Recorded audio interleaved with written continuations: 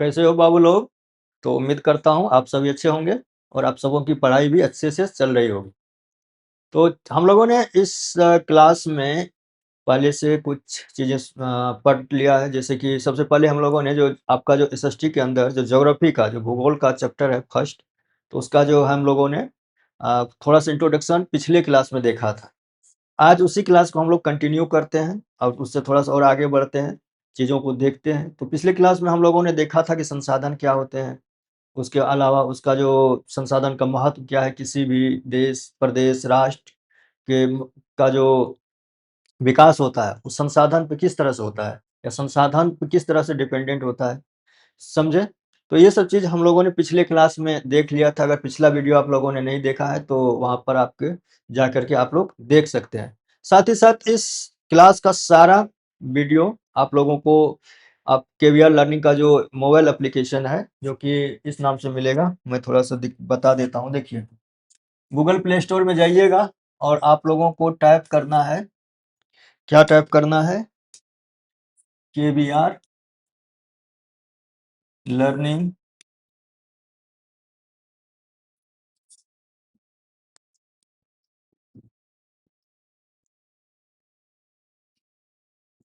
ठीक है, क्या केवीआर लर्निंग बोर्ड एग्जाम,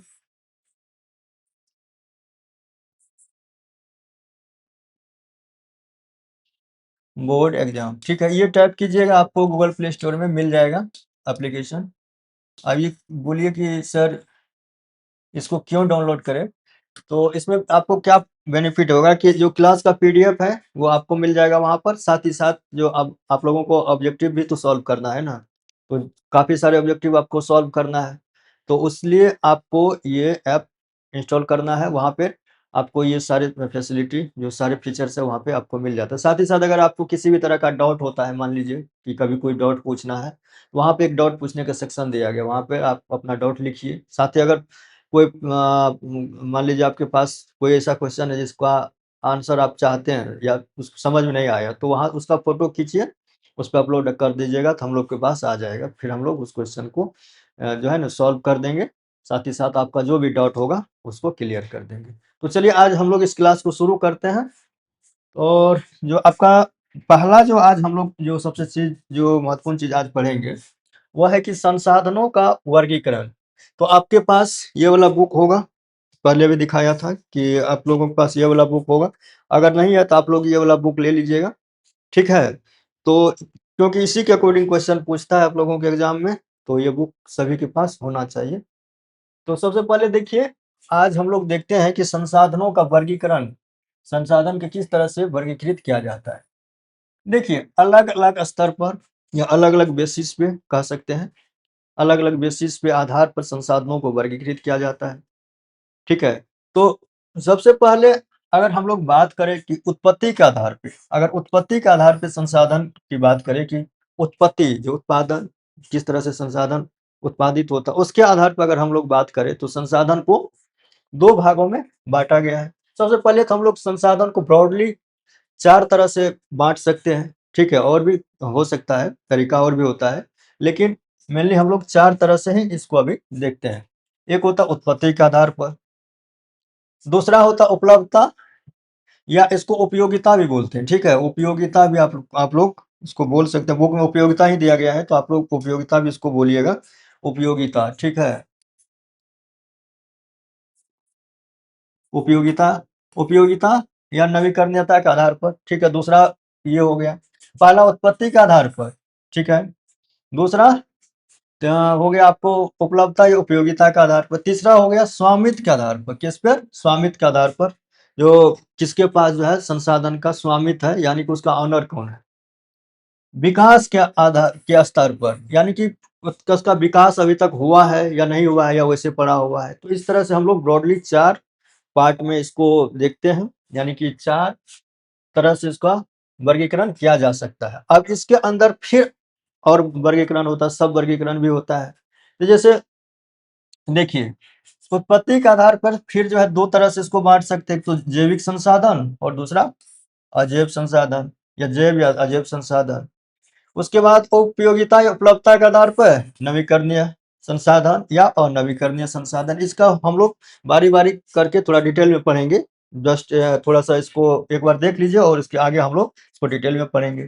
फिर एक होता है आपको स्वामित्व के आधार पर देखिएगा तो व्यक्तिगत हो गया, सामुदायिक हो गया, राष्ट्रीय हो गया और अंतर्राष्ट्रीय हो गया। उसी तरह से अगर आप लोग विकास के स्तर के आधार पर देखिएगा तो एक हो गया संभाव्य और दूसरा हो गया विकसित। ठीक है, तो अब हम लोग एक-एक करके इस चीज को देखते हैं कि जैव और अजैव संसाधन क्या होता है। देखिए, अगर हम लोग उत्पत्ति के आधार पे देखें तो संसाधन को दो भाग में बांट सकते हैं, जैव संसाधन और अजैव संसाधन। आप लोग पूछ सकते हैं कि सर बताइए जैव संसाधन क्या होता है या अजैव संसाधन क्या होता है। तो देखिए, जैव जब भी आएगा तो जैव का मतलब आप लोग जीवन से इसको रिलेट कर सकते हैं कि जिस भी चीज में जीवन हो वो क्या कहलाएगा, जिसमें जीव हो क्या कहलाएगा, या उसको हम लोग क्या बोलेंगे, सजीव। ठीक है, तो जिसमें जो भी सजीव पदार्थ होता है वो क्या होता है, उसको क्या बोलेंगे, जैव संसाधन बोलेंगे। देखिए, पेड़ क्या है, जैव संसाधन के एक उदाहरण है। पशु क्या है, जैव संसाधन। मनुष्य, हम लोगों ने जब संसाधन का डेफिनेशन देख रहे थे, परिभाषा, तो वहां पे भी हम लोगों ने पढ़ा था कि मनुष्य भी अपने आप में संसाधन है, अगर उसको नॉलेज, स्किल्स, शिक्षा, स्वास्थ्य ये सब दिया जाए तो क्या बन जाएगा, ह्यूमन रिसोर्स यानी कि मानव संसाधन। उसके बाद जो जीवन हम लोगों का है वो अगर हम लोगों में स्किल और बाकी चीजें हैं, नॉलेज है, तो हम लोग भी क्या है, एक संसाधन है। ठीक है, अजैव की अगर बात करें, ऐसा पदार्थ जिसमें जीव ना हो, तो जानते हैं चट्टान, चट्टान भी संसाधन है क्योंकि हम लोग चट्टान का यूज करते हैं किस चीज में, रोड बनाने में, घर बनाने में। उसके बाद और भी काफी जगह पे होता है, आप लोगों को पता होगा, आप लोग तो देखते ही होंगे।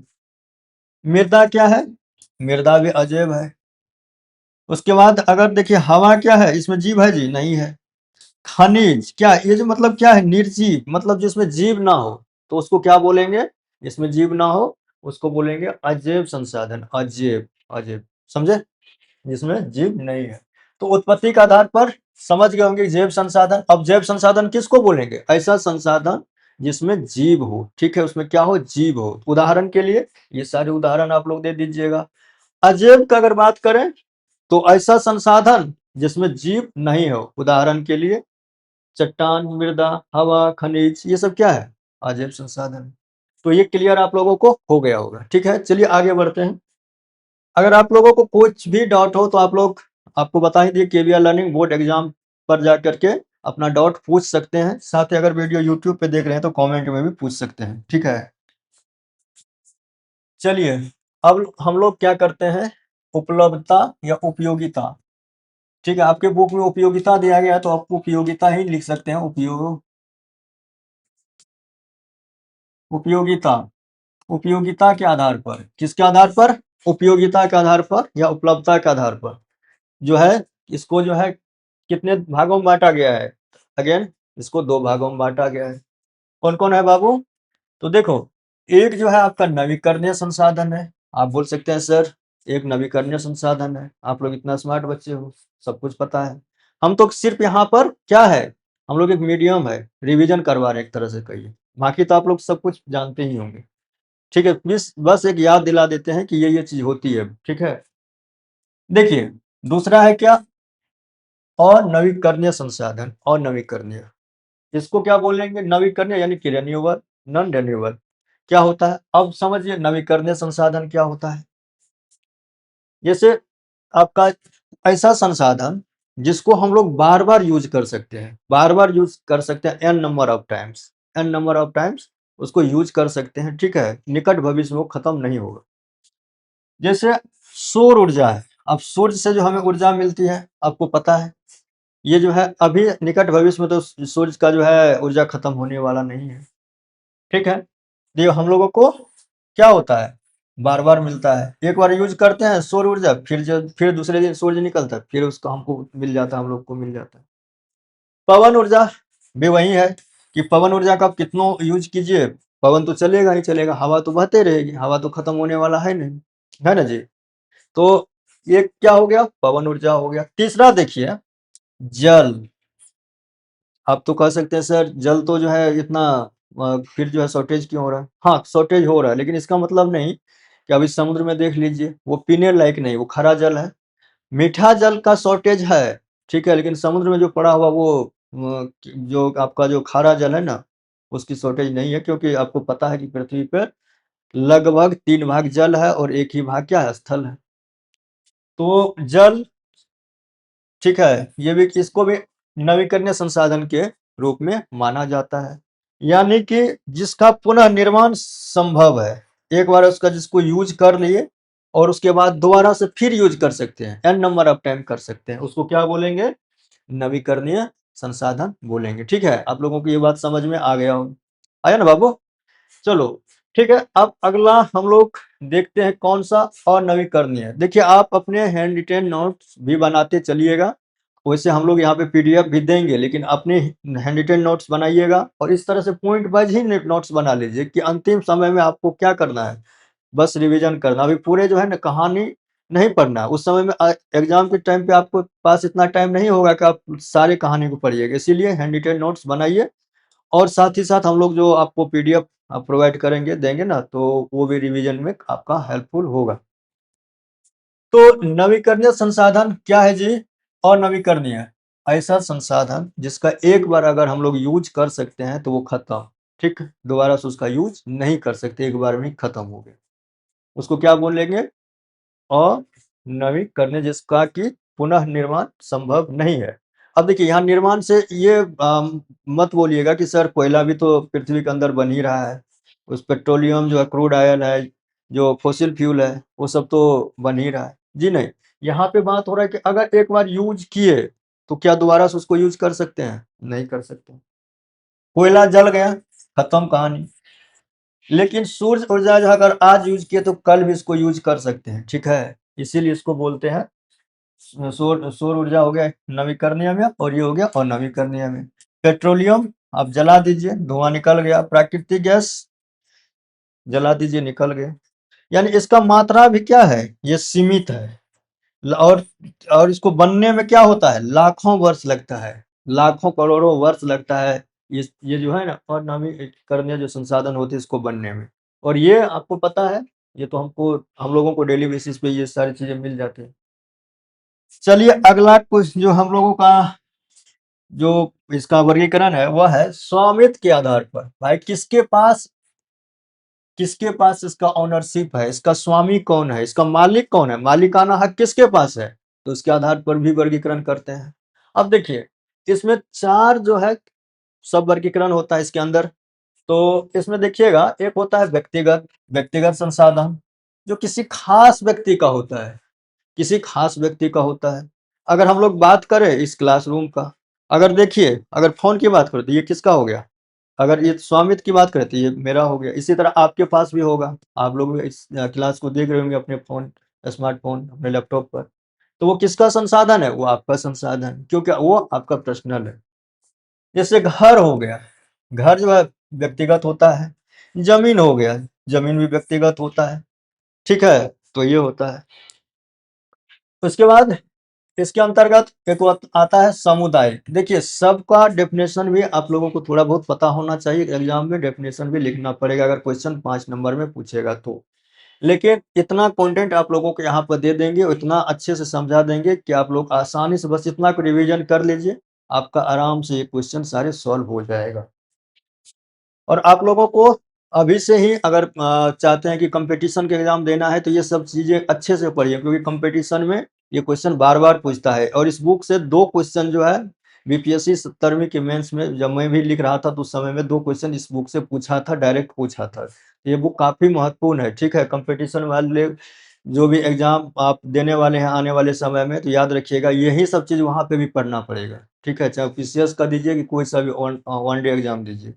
तो अभी इसको लाइट में मत लीजिए, अगर अच्छे से अभी से मेहनत कीजिएगा तो वहां पे जाके सब चीजें आपको लोगों के लिए बहुत आसान हो जाएगा, ठीक है। ये मत कहिए सोचिएगा कि हम जाएंगे कंपटीशन में उसके बाद ये सब चीजें पढ़ेंगे।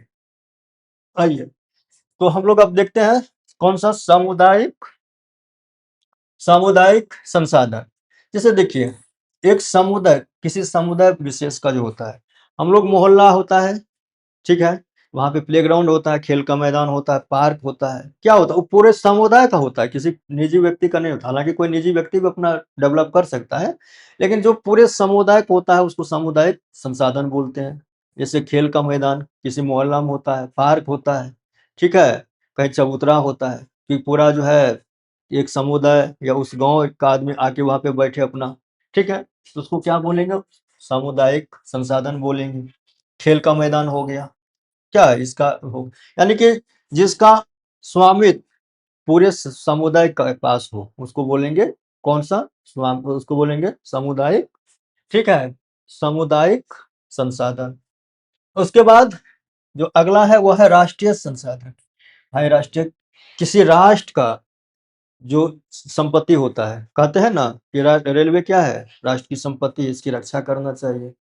ठीक है, आप लोग अगर रेलवे स्टेशन पे गए होंगे तो कहीं आप लोगों को दिख गया होगा ये लिखा हो। तो जैसे रेलवे हो गया, अगर इसको क्या अगर राष्ट्रीय की बात करें कि जो राष्ट्र का संपत्ति होता है, मालिकाना हक किसके पास होता है, किसी राष्ट्र के पास होता है। जैसे इंडियन रेलवे भाई हमारा राष्ट्रीय संपत्ति है। खनिज जो है क्या है, ये राष्ट्र की संपत्ति है, क्योंकि राष्ट्र के निर्माण में उसका यूज होता है। उसी तरह से अगर हम लोग बात करें अंतर्राष्ट्रीय अंतर्राष्ट्रीय संसाधन की, तो ऐसा संसाधन जिसपे पूरे दुनिया का जो है मालिकाना हक हो, तो आप कह सकते हैं सर ऐसा कौन सा जगह है जहाँ पर कि पूरा दुनिया का उस पे जो है स्वामित्व होगा। तो आप लोगों को बता दूं कि देखिए ये खुला महासागर की बात किया जाए तो खुला महासागर क्या होता है, चलिए एक मैप यहाँ से आप लोग को ड्रॉ करके दिखा देता हूँ।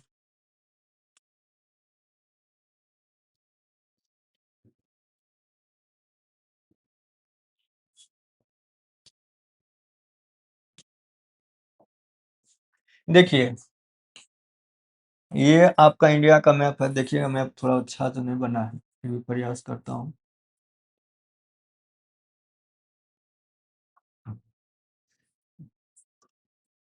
ठीक है, ठीक, चलिए देखिए इधर से भी आपको जो है समुद्र देखने को मिलेगा।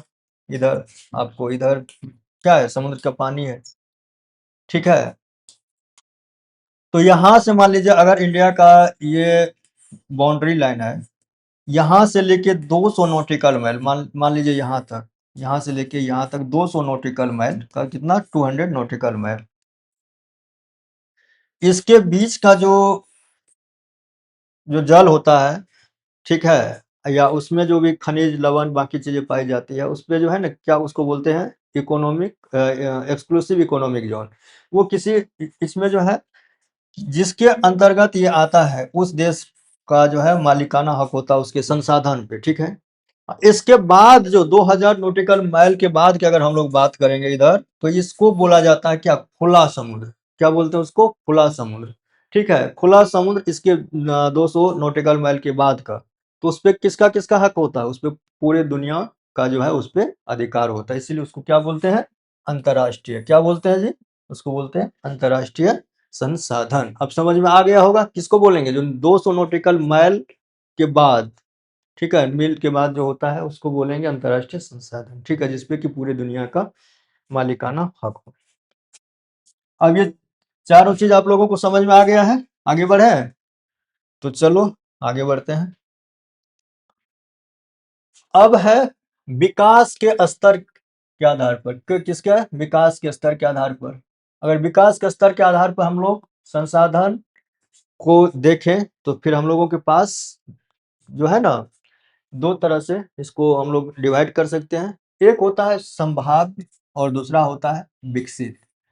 अब संभाव्य क्या होता है, संभाव्य संसाधन किसको बोलेंगे, ऐसा संसाधन, किस क्या, ऐसा संसाधन जिसकी संभावना है कब, फ्यूचर में, अभी उसका यूज नहीं हो रहा है, हमारे पास रिजर्व है लेकिन उसका यूज नहीं कर रहे हो, उसका संचय है लेकिन अभी फिलहाल उसका उपयोग नहीं है, जो कि एक संभावित है कि हाँ इसका यूज हो सकता है आने वाले समय में, तो उसको क्या बोलेंगे, संभाव्य संसाधन बोलेंगे। उदाहरण के लिए देखिए लद्दाख में ऐसा माना गया कि लद्दाख में यूरेनियम का भंडार उपलब्ध है। हालांकि अभी तक इसका जो है इसका ये यूज अभी तक नहीं हो पाया है। एक संभावना है कि आने वाले समय में अगर टेक्नोलॉजी डेवलप होगा तो जो फिर खनिज का कहाँ, जो यूरेनियम है उसका वहाँ से क्या करेंगे, निकाल के हम लोग फिर यूज़ करेंगे। किसके लिए? इलेक्ट्रिसिटी का उत्पादन के लिए, बिजली उत्पादन के लिए, और वही मेडिकल फील्ड में भी इसका यूज़ होता है, और भी यूज़ होता है, आपको पता ही होगा। ठीक है, तो संभाग बोलेंगे कि जो जिसकी संभावना है कि वो उपलब्ध है, हालांकि अभी वो फिलहाल यूज में नहीं है। उसके बाद होता है एक विकसित। विकसित जिसका ऑलरेडी यूज हो रहा है, जैसे पेट्रोलियम कुआं, आपको पता है पेट्रोलियम कुआं? पेट्रोलियम कुआं पता है? तो पेट्रोलियम कुआं जो है आपको मिल जाएगा, जैसे बॉम्बे हाई हो गया, उसके बाद जो है आपको असम में भी है ना? तो इसके जिसका कि ऑलरेडी सर्वेक्षण हो चुका है, मात्रा निर्धारित हो चुका है, उसको क्या बोलेंगे? विकसित। क्या बोलेंगे उसको? विकसित संसाधन बोलेंगे। ठीक है, जिसका ऑलरेडी अभी उपयोग हो रहा है। तो जैसे बॉम्बे हाई से जो है क्या निकलता है? पेट्रोलियम निकलता है। उसी तरह जो है आप लोग जानते होंगे कि असम में भी जो है कुछ ये मिला है, तो इसलिए इसको क्या बोलेंगे? विकसित। और विकसित संसाधन ये। तो यहाँ तक आप लोगों को समझ में आ गया होगा कि विकास के आधार स्तर पर संसाधन संभाग और विकसित होता है। तो आप लोग अब आराम से इसको लिख लीजिएगा, नोट्स बना लीजिएगा। ठीक है, अगर यहाँ तक में कोई दिक्कत होगा तो पूछिएगा। ठीक है, अब हम लोग आते हैं इसी के अंतर्गत, हमारा एक जो है टॉपिक है संसाधन नियोजन। क्या है? संसाधन नियोजन। चलिए इसको समझने की कोशिश करते हैं। हम लोग क्लास को थोड़ा सा स्लो स्लो ही चलेंगे और अच्छे से समझते हुए चलेंगे, ताकि आप लोगों को किसी भी तरह का डाउट ना रहे। ठीक है, तो जितना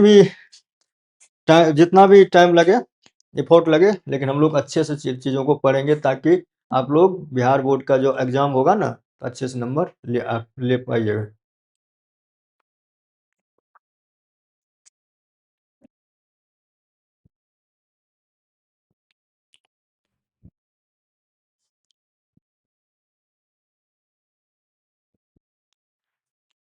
देखिए, सबसे पहले संसाधन का तो हम लोगों ने डेफिनेशन देख लिया था। अब नियोजन क्या होता है? किसी भी पदार्थ का, किसी भी संसाधन का, किसी भी चीज़ों का जो एक विवेकपूर्ण उपयोग होता है, एक प्लान होता है, ठीक है, एक योजना होता है कि उसको किस तरह से यूज करना है, किस तरह से ऑप्टिमम यूज करना है, ताकि हम लोगों को ऑप्टिमम रिजल्ट मिले, तो उसको क्या बोलते हैं? नियोजन बोलते हैं। क्या बोलते हैं उसको? नियोजन बोलते हैं। तो संसाधन नियोजन का मतलब है संसाधन का इस तरह से उपयोग करना कि उसका मैक्सिमम बेनिफिट मिले। क्या? मैक्सिमम बेनिफिट हो, उसका ऑप्टिमम यूज हो, अच्छा रिजल्ट मिले, तो उसी को क्या बोलते हैं? संसाधन नियोजन। अगर संसाधन की इस तरह से हम लोग वितरित करें, नियोजित करें, प्लान के साथ उसको यूज करेंगे, तो उसी को बोलेंगे क्या? संसाधन नियोजन बोलेंगे। ठीक है, अब देखिए संसाधन नियोजन की जो प्रक्रिया होती है, किस तरह से संसाधन का नियोजन होता है, इस प्रक्रिया को समझिए। देखिए, हमारे पास संसाधन होता है, जैसे संभाव्य संसाधन के बारे में हम लोगों ने अभी पढ़ा था। ठीक है, तो संसाधन को सबसे पहले तो पहचानना और उसका सर्वेक्षण करना जरूरी है। सबसे पहले तो हम लोग पहचानेंगे कि हाँ भाई, ये जो है संसाधन है, ये मिनरल्स है, ये चीजें हैं, इसको सबसे पहले पहचानो। फिर उसका क्या करता है? सर्वेक्षण करता है। सर्वेक्षण होता है, तेल का कुआं हो गया कि कोई भी आप जो है मिनरल्स देख लीजिए, तो उसको क्या करते हैं? सबसे पहले उसका जो है, सबसे पहले तो पहचाना जाता है, हाँ फलना चीज, जैसे बिहार की बात करें, बिहार में सोना मिलता है, बिहार में आपको जो है पैराइट्स मिलता है, बाकी चीजें भी मिलती हैं। तो सबसे पहले क्या होता है उसका? ये होता है, एक संभावना होता है कि हाँ यहाँ पे ये चीज उपलब्ध है, तो सबसे पहले उसको पहचाना जाता है। फिर उसका सर्वेक्षण किया जाता है। सर्वेक्षण करके जो हाँ ठीक है, कंफर्म करना है कि हाँ है, वहां पे नहीं है, कितना है, नहीं है, वो सारी चीजें इसमें होता है। तो पहला प्रक्रिया है पहचान और सर्वेक्षण की। देश के विभिन्न क्षेत्रों में संसाधनों की पहचान करना, फिर उसको सर्वेक्षण, फिर सूचीकरण, कि उसको बनाते हैं कि भाई हाँ यहाँ यहाँ यहाँ यहाँ ये चीज उपलब्ध है और इतनी मात्रा में उपलब्ध है। ठीक है, इस तरह से होता है। फिर उसका मानचित्र बनाते हैं, कि मानचित्र ड्रॉ करते हैं कि देखो भाई यहाँ पे ये मिलता है, यहाँ पे कोयला मिलता है, यहाँ पे ये चीज मिलता है, यहाँ पे ये संसाधन मिलता है, यहाँ पे ये मिलता है। इस तरह से मैपिंग उसका कर लेते हैं। फिर कितना मात्रा है, उसका मात्रा भी कैलकुलेट किया जाता है कि कितना। मान लीजिए हम लोग, ऐसा थोड़े है कि पता चलेगा कि 1 किलो जो है सोना निकालने के लिए हम लोग जो है 10 किलो सोना बेच के उसमें जो है लगा दी। ठीक है, तो इसलिए मात्रा का भी निर्धारित किया जाता है कि क्या वो वायबल है, कि इतना अगर हम लोग उस पे इन्वेस्ट करें तो उससे ज़्यादा निकलेगा कि नहीं। फिर गुणात्मक अनुमान कि कितना उसमें उसका क्या मतलब क्वालिटी कैसा है, ये चीज़ भी है, ठीक है। उसके बाद होता है दूसरा चरण जो होता है योजना ढांचा। अब योजना ढांचा क्या है कि अब संसाधन तो चलो वो लगा लिए, अब उसको किस तरह से यूज करेंगे। तो उसके लिए क्या करते हैं कि संसाधन के विकास के लिए उपयुक्त तकनीक, कौशल और संसाधन ढांचे का नियोजन तैयार किया करना, कि हमको किस तरह के स्किल्स, हम लोगों के पास किस तरह का नॉलेज होना चाहिए, स्किल्स होना चाहिए, कौशल होना चाहिए, ताकि उसका हम लोग यूज करें, किसका, संसाधन का। तो दूसरा जो चरण होता होता क्या, योजना ढांचा, कि आप लोगों को ये नॉलेज होना चाहिए, स्किल होना चाहिए कि संसाधन का विकास करने के लिए कौन सा उपयुक्त तकनीक है, कौशल होना चाहिए, और संस्थागत ढांचे भी होना चाहिए रूल एंड रेगुलेशन को तैयार करने के लिए। ये चीज आप लोगों को समझ में आ गया होगा। अब तीसरा जो चरण होता है वो क्या होता है, वो होता है समन्वय और क्रियान्वयन। ठीक है, अब एक बार जो हो गया तो अब हम लोग क्या करेंगे, समन्वय करेंगे। ठीक है भाई, अब जो है ये चीज हो गई है। अब हम लोग समन्वय के साथ उस योजना पर काम करना क्या करेंगे, शुरू करेंगे। ठीक है, एक दूसरे का क्या करेंगे, हेल्प करेंगे, कोऑर्डिनेट करेंगे उस चीजों को उपयोग करने में।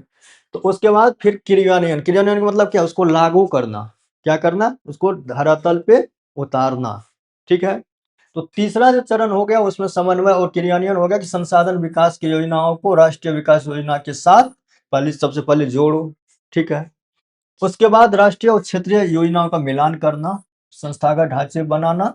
ठीक है, और उसका क्या करना, क्रियान्वयन करना, यानी कि उसको धरातल पे उतारना, लागू करना। ठीक है, तो आज हम लोगों ने कितना चीज पढ़ लिया जी, संसाधन का वर्गीकरण पढ़ लिया, फिर संसाधन का जो है ये किस तरह से क्या बोलते हैं, इसका जो है नियोजन होता है, इसका क्या क्या चरण है, इसके बारे में पढ़ लिया। तो उम्मीद करता हूं कि यहाँ तक आप लोगों को चीजें समझ में आ गई होगी। अगर फिर भी कोई सा भी डाउट हो तो आप लोग जरूर पूछिएगा अपना डाउट। कहाँ पर, केवीआर लर्निंग बोर्ड एग्जाम, कहाँ पर, केवीआर लर्निंग बोर्ड एग्जाम पे, ये लिख लीजिए, केवीआर लर्निंग ये बोर्ड एग्जाम, केवीआर लर्निंग